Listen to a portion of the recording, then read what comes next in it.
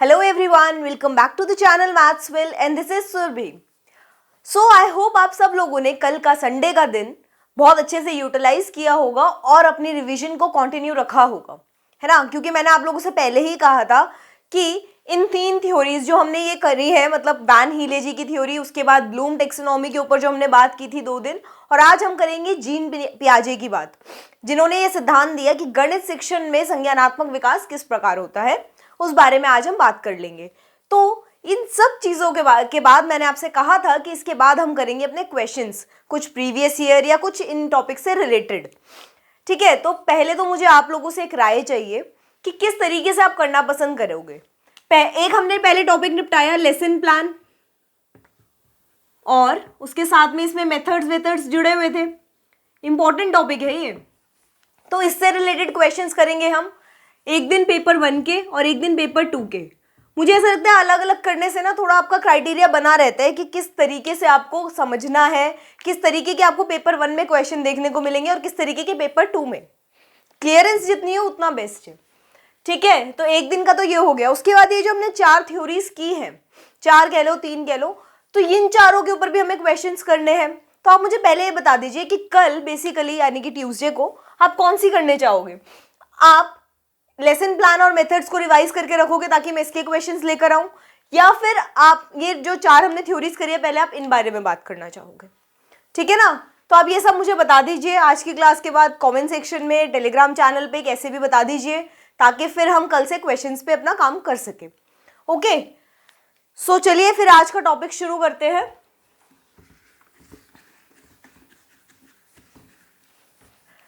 जो कि हमारा टॉपिक है theory of cognitive development, theory of cognitive development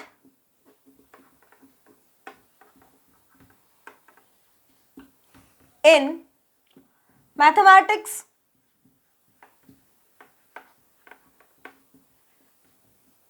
या आप इसको ऐसे भी लिख लो,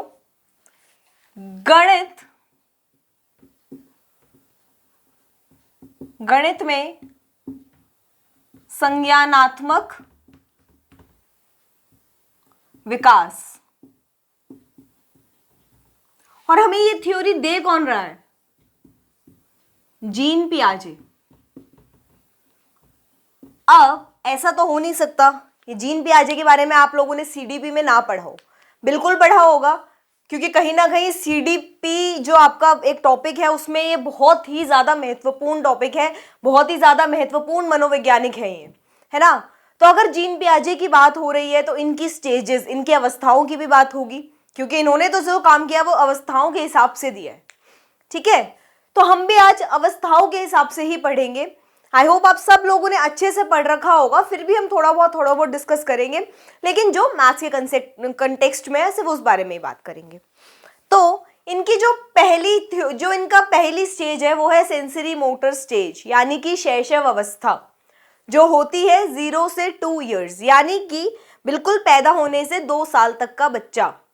आपको क्या करना है, आपको जो भी इस तरीके का, मतलब जिस भी हम एज की बात करेंगे, आपको सिर्फ एक बार दिमाग में लाना है उस बच्चे को कि वो बच्चा कैसे कैसे सीखता है। क्योंकि जीन पियाजे ने इस थ्योरी में यही बात की है कि बच्चा कैसे कैसे सीखता है, मतलब जो बिल्कुल छोटा बच्चा है वो कितना सीख पाता है, 2 साल तक वो कितना सीख लेता है। और आपको पता है, क्योंकि मनोविज्ञान है, यहाँ पे कुछ भी ऐसा नहीं हो सकता स्थायी।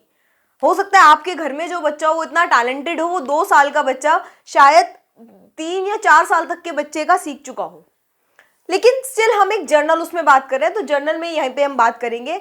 आप फिर से वही टेबल बनाएंगे, वही वर्ष, अवस्था और उसके बाद उसके कैरेक्टरिस्टिक्स यानी कि मापदंड।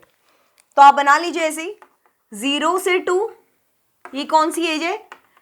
सेंसरी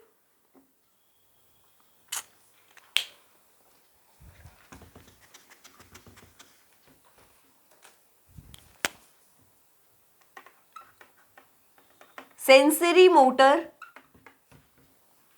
स्टेज, यानी कि शैशव अवस्था।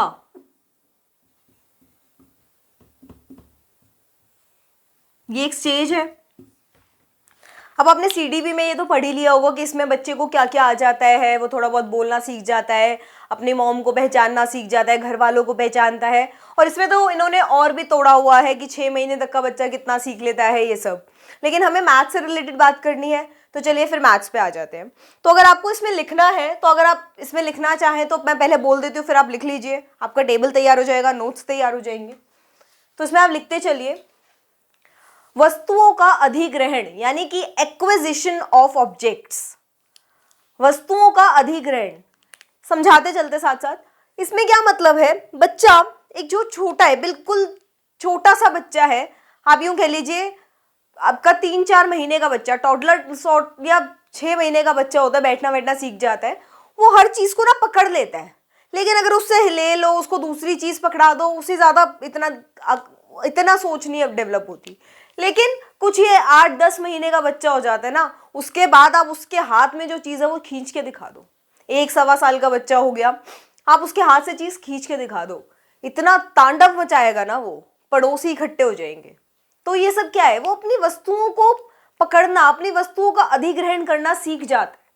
ठीक है, तो सबसे पहले ये मैथ्स में आप सोचोगे कैसे इंपॉर्टेंट है, अभी आते हैं हम उस स्टेज पे। नेक्स्ट पॉइंट है आपका संख्याओं को वस्तुओं से जोड़ना।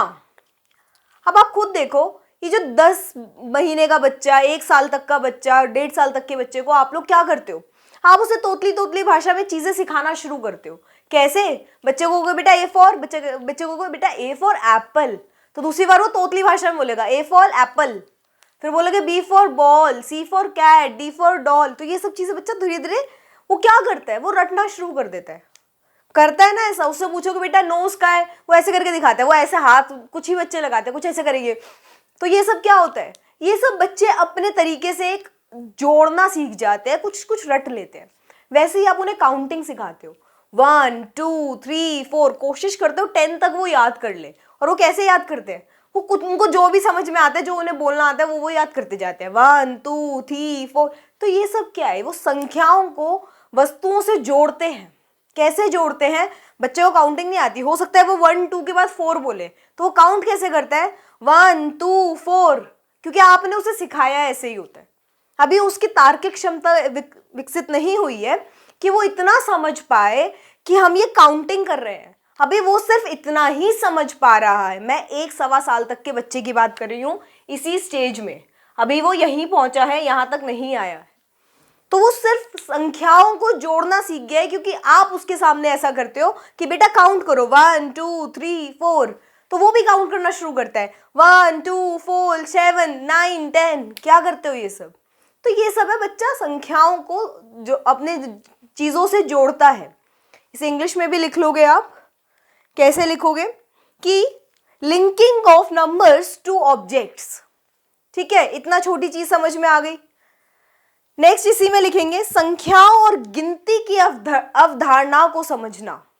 संख्याओं और गिनती की अवधारणा को समझना, यानी कि understanding the concepts of number and objects, number and counting. ठीक है, तो ये कैसे, अब इसको कैसे समझेंगे आप, understanding the concept of counting and numbers. अभी क्या है, बच्चा 1 साल का था, अब धीरे धीरे वो 2 साल का हो चुका है। 2 साल का बच्चा कैसा होता है, इतना बड़ा हो जाता है, उसको चीज़ों की समझ आने लग जाती है, थोड़ा आसपास का वातावरण से वो बिल्कुल फ्रेंडली हो जाता है, उसको काउंटिंग भी काफ़ी, क्योंकि 2 साल का बच्चा वो होता है जिसको आप प्री स्कूल में अभी नहीं भेजा होता है, अभी वो घर में ही है, छोटी छोटी चीज़ें सीख रहा है। तो उसमें क्या है, उसको यहाँ तक बच्चे कुछ हद तक, या यूँ कह लीजिए 5 तक 10 तक काउंटिंग याद कर लेते हैं।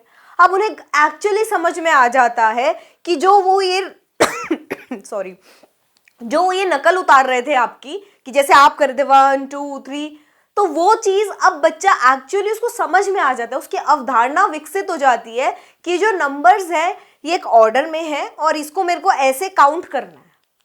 तो इस वजह से वो काउंटिंग का कंसेप्ट डेवलप कर लेता है, गिनती का कंसेप्ट, और साथ में वो नंबर्स को जोड़ लेता है कि हाँ 1 के बाद 2 आता है, 2 के बाद 3 आता है, 4 आता है, और उसको हम ऐसे ही काउंट करते हैं, वो चीज़ों को ऐसे ही काउंट करता है। ओके, तो तीनों पॉइंट लिख लिए आप लोगों ने। अब आप आगे आ जाइए। इसके बाद आपकी अगली स्टेज आ जाती है, दूसरी स्टेज है आपकी प्री ऑपरेशनल स्टेज, जो होती है 2 से 7 वर्ष तक की आयु में, और ये हो जाती है प्री ऑपरेशनल। इसको क्या कहेंगे? पूर्व संक्रियात्मक। इसके इन स्टेजेस के और भी कई सारे नाम हैं, लेकिन फिलहाल ये सब आपके हम सीडीपी के लिए छोड़ देते हैं। हम जो हमारे लिए इंपॉर्टेंट है हम फिलहाल उसी पे वर्क करेंगे। जबरदस्ती 2-2 बार पढ़ना, 4-4 बार एक ही चीजों को समझना बेवकूफी है। हमें स्मार्ट वर्क करना है, अपना सिलेबस एक अच्छे तरीके से पूरा करना है। ओके, सो अब आ जाते हैं प्री ऑपरेशनल स्टेज पे। अब बच्चा हो चुका है 2 से 7 वर्ष का।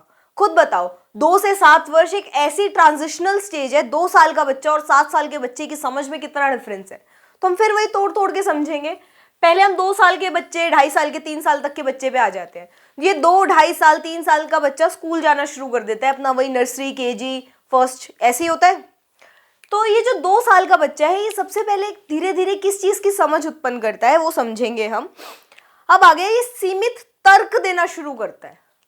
सबसे पहले तो तर्क, हम तार्किक चीज कहाँ, मैथ से ही सीखते हैं, गणित में ही सीखते हैं, तो इसीलिए यहाँ पे लिखेंगे सीमित तर्क, limited logic. First point, limited logic देना शुरू करता है। लिमिटेड लॉजिक का क्या मतलब है? बहुत ज्यादा नहीं सोचता, छोटी छोटी चीजें सोच लेते हैं। जैसे मैं आपसे कहूं, आप हो या आपके साथ कोई और है, आपने उस बच्चे को चॉकलेट दी, तो उस बच्चे से पूछा मैं अच्छा हूं या ये, बच्चा क्या कहेगा? आप अच्छे हो क्योंकि आपने उसे चॉकलेट दी, है ना। उसका लॉजिक इतना ही काम करता है।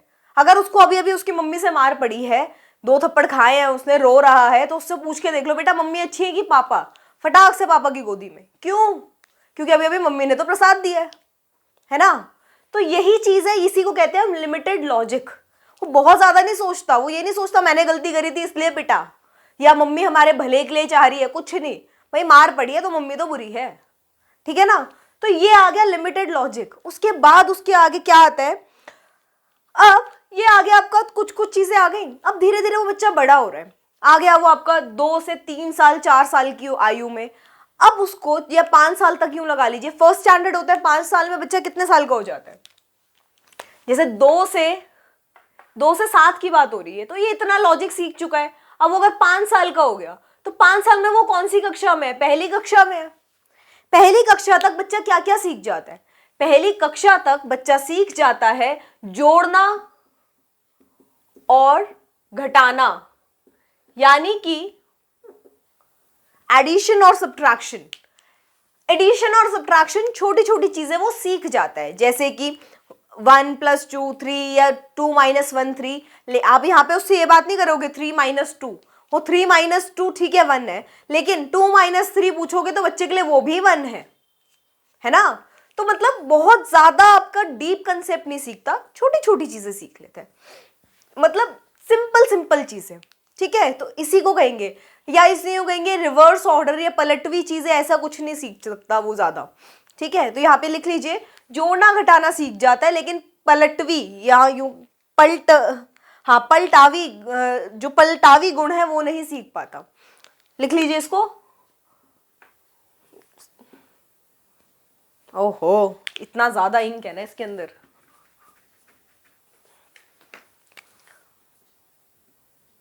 पलटावी गुण ये नहीं आता अभी इसमें। पलटावी गुण ये होता है कि अगर आप बच्चे से कहोगे एडिशन कर लिया, अब इसमें से सब्ट्रैक्शन कर लो, बच्चे के लिए ये दोनों चीज एक ही नहीं है, अलग अलग कंसेप्ट है, क्योंकि अभी उसको रिवर्स ऑर्डर और ये सब समझ नहीं आया है।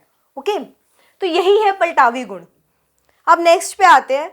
उसके बाद वो असंबंधित वस्तुओं को जोड़ना सीख जाता है। असंबंधित वस्तुओं को कैसे जोड़ेगा कोई? खुद सोच के देखिए। असंबंधित वस्तुएं मतलब पहले उसके लिए क्या था, उससे पूछो तुझे टॉफी या चॉकलेट दोनों में से क्या चीज लेनी है, बच्चा दोनों चीजें कम ही मांगता है।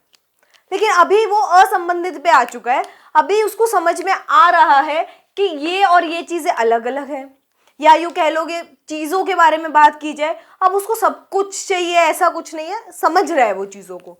तो जोड़ना घटाना इनको वो धीरे धीरे, मतलब 5 से, अब ये 6 से 7 वर्ष की आयु की तरफ हम जा रहे हैं, 6 से 7 वर्ष की आयु की तरफ हम जा रहे हैं, है ना। तो अब इसमें क्या है, वो जोड़ना घटाना ये असंबंधित चीजें हैं, इन्हें थोड़ा थोड़ा वो तर्क के साथ सीख रहा है।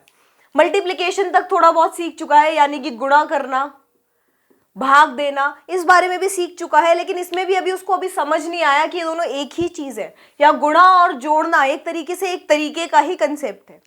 तो वो असंबंधित चीजों को, लेकिन वो 6-7 वर्ष कौन सा हो जाता है आपका, 3rd क्लास 4th क्लास, तो 3rd 4th क्लास तक आपको इतनी समझ बच्चे में आनी शुरू हो जाती है। अब वो धीरे धीरे समझता है कि जोड़ना और गुणा करना, क्योंकि जब आप उसे टेबल सिखाते हो, आप सिखाते हो, बच्चा टेबल्स याद करता है, 2 into 1, 2 into 2, 2 into 3, 2 into 4, तो वो सब क्या है, वो धीरे धीरे ना, जब उसको टेबल्स याद नहीं होते वो क्या करता है, आप लोगों ने भी किया होगा कि 2 का टेबल याद करा, वो तो आसानी से याद हो गया, 3 और 4 का याद करा, अरे यार याद ही नहीं हो रहा, याद ही नहीं हो रहा, चलो कोई बात नहीं, 3 1 जा 3, 3 2 जा 6, 3 3 जा 6 + 3 9, 3 3 जा 9, फिर 3 4 जा 9 + 3 12, हाँ 3 3 ऐड करते जाओ।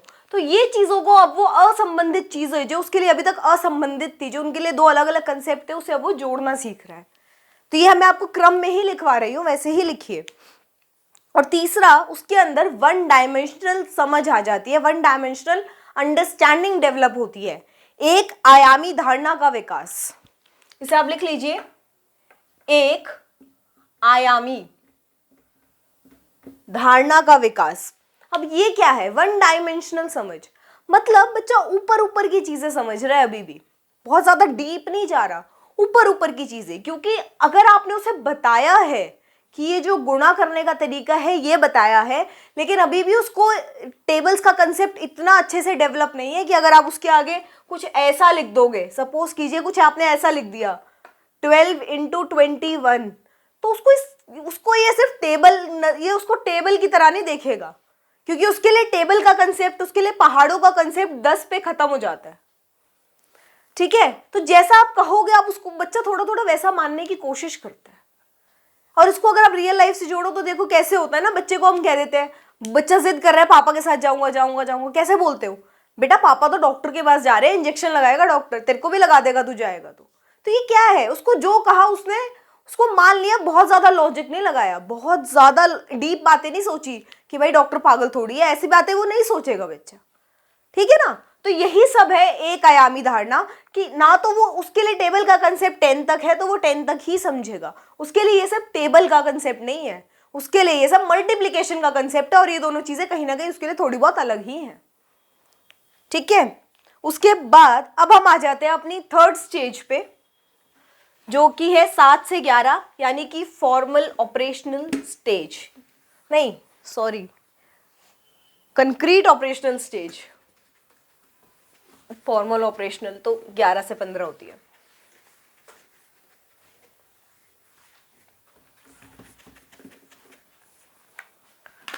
तो अब ये आ जाते हैं हमारे पास तीसरी स्टेज, कंक्रीट ऑपरेशनल स्टेज।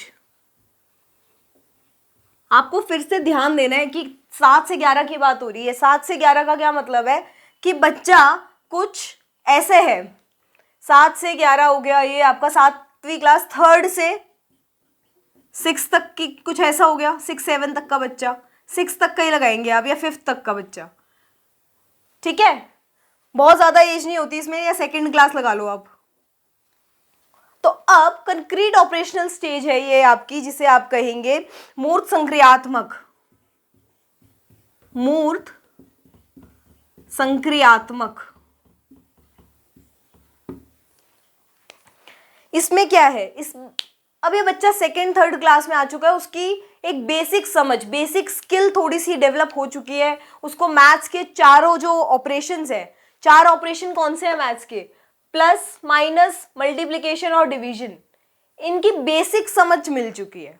अभी उसको इसके बीच का संबंध बहुत ज्यादा अच्छे से नहीं पता है, लेकिन उसको बेसिक समझ मिल चुकी है कि हाँ, उसकी बेसिक स्किल्स डेवलप हो चुकी है।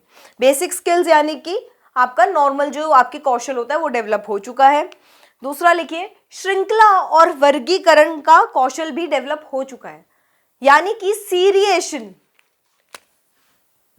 सीरिएशन,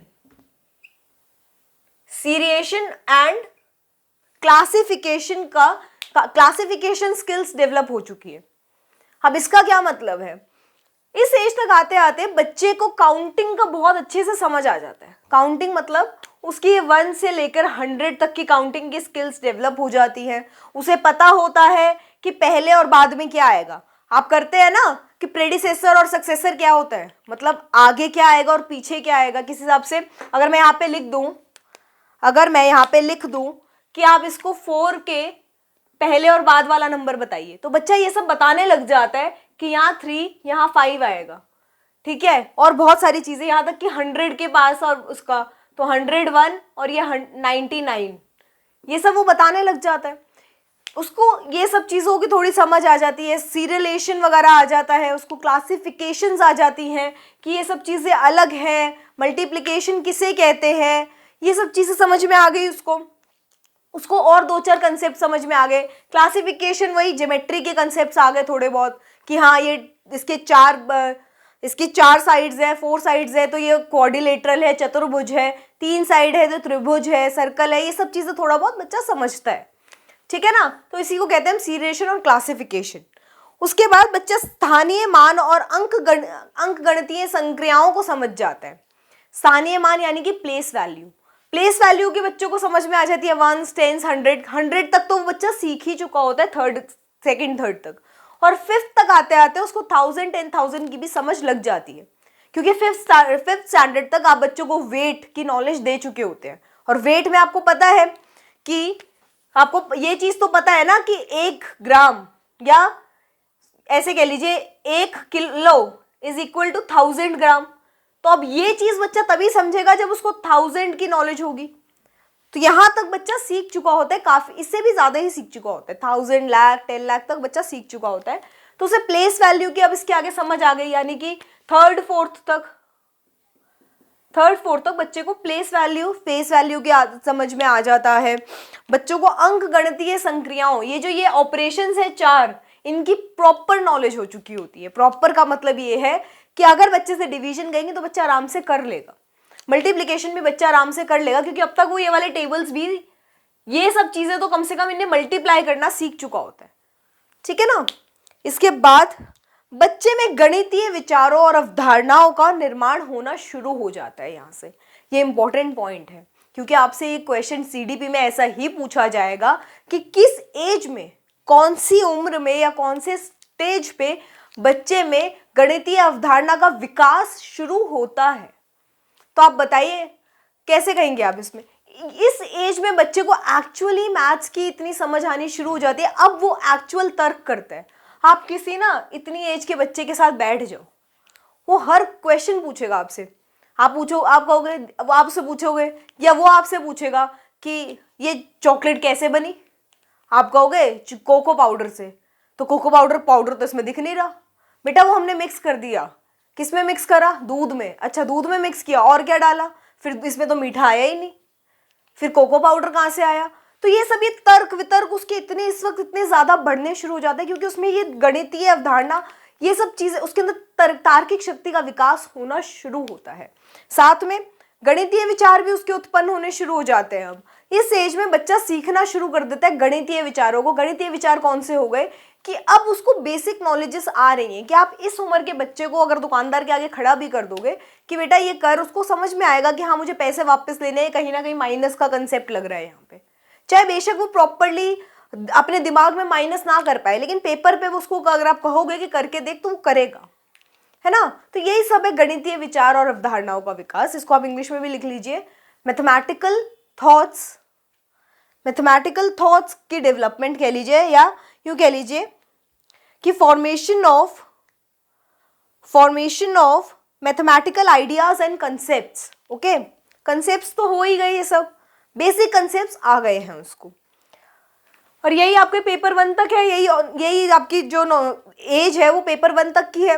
पेपर 2 के लिए आगे है आपका 11 to 15, ठीक है। इसमें भी कैसे क्वेश्चन आ कैसा है, नेक्स्ट है फॉर्मल ऑपरेशनल स्टेज।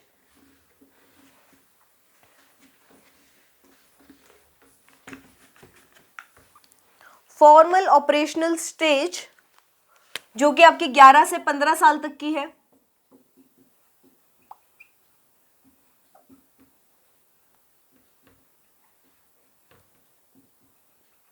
इसको क्या कहेंगे हम? इसको कहेंगे हम औपचारिक संक्रियात्मक अवस्था। संक्रियात्मक अवस्था। अब इसको भी लिख लीजिए, साथ साथ लिखते चलते हैं। इसमें क्या होता है? परिकल्पनाओं का विकास शुरू हो जाता है। अब फिर वही वाली बात है, 11 साल का हो चुका है बच्चा, 5th 6th में आ चुका है, और ये 15 साल तक मतलब 10th तक, ठीक है ना। तो अब आप खुद बताओ, इसमें परिकल्पनाओं, हाइपोथेसिस का, हाइपोथेटिकल स्किल्स डेवलप हो जाती है, इसमें परिकल्पनाओं का विकास हो जाता है, धीरे धीरे वो अमूर्तता की ओर बढ़ रहा है, ठीक है। तो 5th 6th से वो अमूर्तता की ओर बढ़ना शुरू हुआ है ना। तो इसमें क्या है, अब बच्चे को आप कहोगे कि आप इमेजिन करो, आप देखो, आप सपोज करो, तो बच्चा धीरे धीरे समझेगा। आप किसी 1-2 साल के बच्चे को ना, बेटा सपोज करो तेरे पास 10 चॉकलेट है, वो सपोज नहीं करेगा, वो कहेगा लाओ दो। लेकिन इस बच्चे से कहोगे बेटा सपोज कर तेरे पास 10 चॉकलेट है, तो बच्चा सपोज करेगा, सोचेगा ना, कल्पना करेगा। तो धीरे धीरे छोटे छोटी हाइपोथेसिस का आपका इसका विकास शुरू होता है, और 10 तक तो प्रॉपरली हो ही जाता है, ये सब आप लोगों को भी पता है। उसके बाद आप कहिए अमूर्त विचारों का विकास शुरू हो गया। वही बात है कि अमूर्तता की ओर धीरे धीरे बच्चा बढ़ रहा है, और ये इस एज तक आते आते, ये जो एज है यहां तक शुरू से लेके एंड होने लगता है यहाँ पे, ठीक है।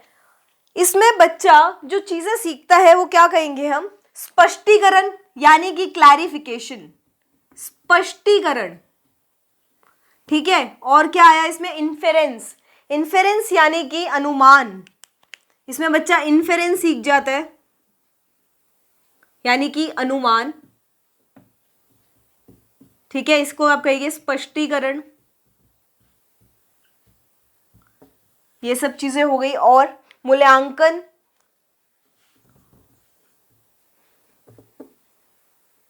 मूल्यांकन यानी कि इवैल्यूएशन,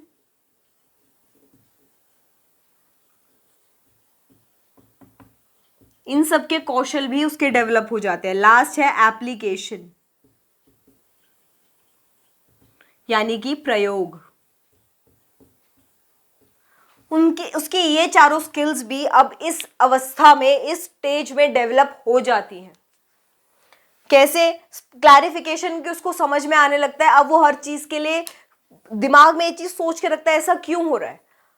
छोटे बच्चे को आप कहोगे बेटा 1+2 करोगे 3 आएगा, तो बच्चा उसको ज्यादा क्वेश्चन नहीं करेगा, आपको खुद ही बताना पड़ेगा, हाँ बेटा देखो ये 2 है, ये 1 है, अगर हम इन्हें मिला देंगे तो ये 3 हो जाएंगे, ये आपको खुद बताना पड़ेगा। लेकिन इस एज में बच्चा स्पष्टीकरण चाहता है, इसमें वो आपसे पूछेगा ऐसा क्यों हुआ, खुद से भी पूछेगा, थोड़ा थोड़ा आ जाएगा उसमें, अनुमान लगाना, एस्टिमेशन, ये सब उसको आने लगता है। इवैल्यूएशन, मूल्यांकन करता है बच्चा, अपने आप को भी मूल्यांकन करता है, उसको अब ज्यादा, बहुत ज्यादा अच्छा समझ में आने लगता है कि हाँ उसका जो पेपर है या जो उसका कंसेप्ट है वो कितना अच्छे से समझ में उसको आया है। एप्लीकेशन, प्रयोग, बिल्कुल इस एज तक के बच्चे को, आप 11 से 15 साल का बच्चा एक पूरा अच्छे से टीनेजर कहने लगते हैं हम उसे। अब क्या वो सामान जाके नहीं ला सकता? वो प्रयोग कर पा रहा है ना, वो टाइम देखने में सक्षम है, वो अपना अनुमान लगा पा रहा है, सब कुछ कर पा रहा है। तो ये क्या है, उसके चारों स्किल्स डेवलप हो चुकी हैं। तो ये सब डेवलप हो चुकी हैं।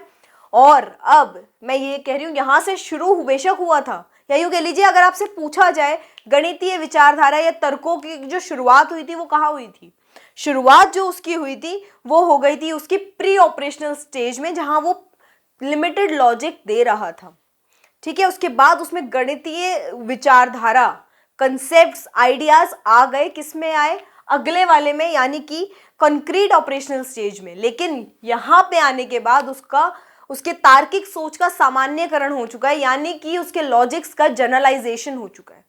जर्नलाइजेशन का क्या मतलब है? अब उसके लॉजिक बहुत ही कंक्रीट हो चुके हैं, उसको समझ में आ चुका है हाँ यही लॉजिक है, उसको सही गलत में कुछ हद तक फर्क नजर आ चुका है। उसके लॉजिक्स अब इलॉजिकल बात नहीं करता वो। अब अगर इस एज में उससे कहोगे ना बेटा पापा कहाँ जा रहे हैं डॉक्टर के, तो कहेगा हाँ तो चलो मैं ही लेके चलता हूँ, है ना। 15 साल तक का बच्चा ये कह सकता है ना, आजकल तो बच्चे वैसे भी इतने एडवांस होते हैं। तो ये सब क्या है? अब उसकी उसके लॉजिकल माइंड का डेवलपमेंट इतना हो चुका है कि वो उसका जर्नलाइजेशन, सामान्यकरण भी हो चुका है। तो यही आपकी ये सारे पॉइंट्स हैं, इनको आई होप आप लोगों ने अच्छे से नोट कर लिया हो। और प्लीज़ मुझे आप लोग बताइएगा ज़रूर कि कल आपको कौन से क्वेश्चंस करने हैं, पिछले टॉपिक के या इन्हीं सबसे रिलेटेड। ठीक है, इन्हीं चारों या तीनों से आपको जो कंसेप्ट हमने थ्योरी करी है पिछले 4 दिन में, इनसे रिलेटेड क्वेश्चंस करने हैं। जल्दी से मुझे बता दीजिए ताकि मैं आप लोगों की प्रॉपर से पीपीटी तैयार करके रख सकूं, और फिर हम अपने करेंगे क्वेश्चंस, प्रीवियस ईयर क्वेश्चंस होंगे या थोड़े बहुत जो भी अदर टेट में आए होंगे हम उनसे भी रिलेटेड करेंगे, क्योंकि मैंने आपको पहले ही बताया है कि यार इस बार पेपर लंबा चलने वाला है, पूरा पैटर्न थोड़ा बहुत चेंज हो चुका है, क्वेश्चंस भाई नए बनाने ही पड़ेंगे, क्योंकि 30 पेपर बनाने हैं, उन्हें रिपीट हो सकते हैं लेकिन एक आधा क्वेश्चन पूरा पेपर रिपीट नहीं हो सकता। ठीक है ना? आप लोग अपनी मेहनत को थोड़ा फोकस रखिए, जल्दी से अपनी तैयारी शुरू कीजिए। और हाँ, यूपी टेट तो सर पे आ ही चुका है, एक आध दिन में उसके बस अब एक आध दिन का ही इंतजार है कि एडमिट कार्ड भी आउट हो ही जाएंगे। So all the best for your आपकी प्रिपरेशन। जल्दी से अपना सब कुछ करिए, और हाँ प्लीज़ लाइक शेयर और कमेंट करना बिल्कुल मत भूलिएगा। Thank you so much.